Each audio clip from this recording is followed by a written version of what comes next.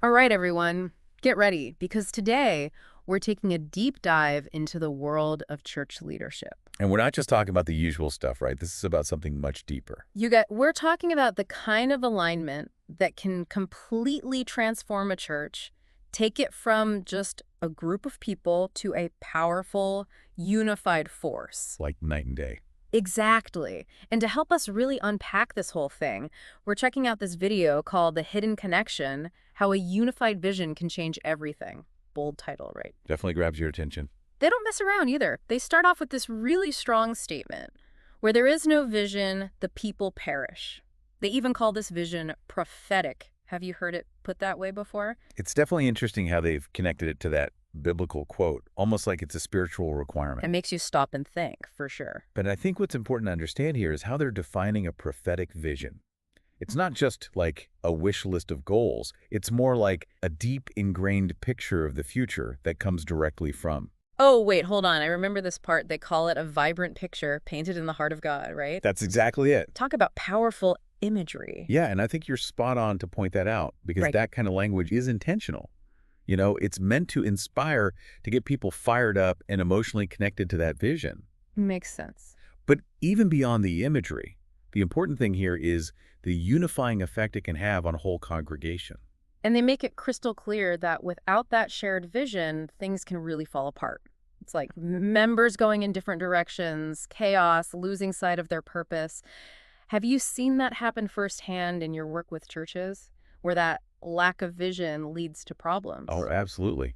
I remember this one church I worked with a while back. They were really divided. Lots of great programs, good intentions, but they weren't working together in any meaningful way. It was like each part of the church was operating in its own little bubble. So how did they turn things around? Did they ever manage to find that vibrant picture to rally behind? They did.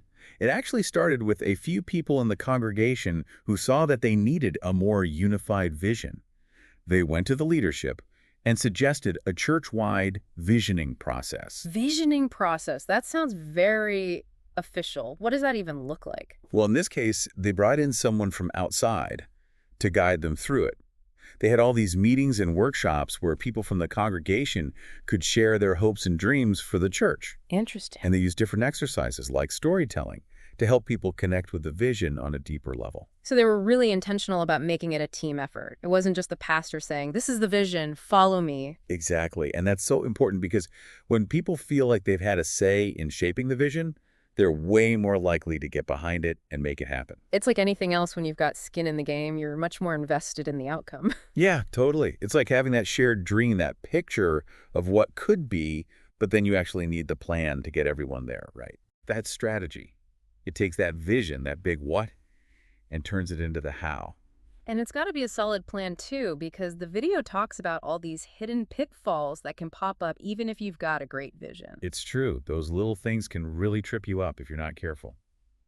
There are three major traps they point out, and the first one is pretty common, a lack of consistency. Oh, I know that one easier said than done sometimes. Right. It's like when actions don't line up with words, Yeah. the vision might look amazing, but if people see those inconsistencies, Yeah. Trust can erode pretty quickly when that happens. for sure. The second pitfall they talk about is neglecting to kind of check in and see how things are going. It's like setting the plan in motion and forgetting about it, never stopping to make adjustments. It's not a one and done kind of thing, you're saying. Not at all. You got to be willing to adapt, to change course if needed. And that means being humble enough to admit when something isn't working. I can see how that would be tough for some leaders. Absolutely. And that brings us to the third trap, which is super relevant these days, and they call it reactive leadership. So is that like being stuck on autopilot? It can be, yeah. It's like making decisions in the moment based on whatever crisis pops up instead of sticking to the plan, firefighting all the time instead of preventing the fires in the first place. So you're just reacting, not really leading? Right. And that can leave everyone feeling scattered, like they're just spinning their wheels, even if they all agree on the vision. Exhausting. It's like that road trip we were talking about, but you're so busy dealing with every wrong turn that you completely forget where you're even trying to go. Exactly. And that's why this alignment thing between the vision and the strategy, it's so important. They have to work together. Makes you wonder, though, how do you actually get everyone on the same page?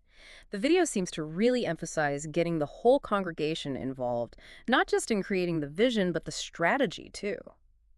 Yeah, it's like saying, hey, this isn't just my vision as the pastor or even just the leadership strategy. This is about all of us, the whole church. Right? It's our roadmap, and we all have a part to play in making it happen. I love that. And that kind of shared ownership, it can be so powerful. The video even talks about using things like feedback sessions, to keep people involved, and even prayer initiatives, which is interesting. It's about making sure everyone feels heard and valued, not just talked at. Absolutely. And then on top of that, they talk about the importance of having clear goals, things you can actually measure, and making sure those goals connect back to that big vision. So it's not enough to just say, let's build a stronger community. You need to figure out what that actually looks like. Exactly. Like, how do you actually measure that? You got to make it tangible, something you can track. Okay, so then instead of just that general goal, it's more like, let's have 4 community events this year with at least 50 people at each one. Exactly. And then, of course, you have to tell people about it, right? Communication is key, because even the best strategy in the world is useless if nobody knows about it. They actually say, don't let the vision fade into the background, which I thought was interesting. It's like that vision should always be top of mind, woven into everything the church does. Yeah, like a constant source of energy and inspiration. And they even give some concrete ideas for how to do that. They talk about using storytelling, using visuals, having people share their testimonies. It's about connecting with people's hearts, not just their heads. So instead of just saying community is important, you're sharing stories about how being part of this community has changed people's lives. Right. You're making it real, bringing that vision to life, maybe even using visual elements in your services or communications to reinforce it. Yeah, I get it. It's like show, don't tell. And those stories, they become even more powerful when it's the people in the pews sharing them. Real people, real experiences, it's contagious. It's like that vision starts to spread and suddenly everyone's moving in the same direction. It's amazing. That's the power of alignment, for sure.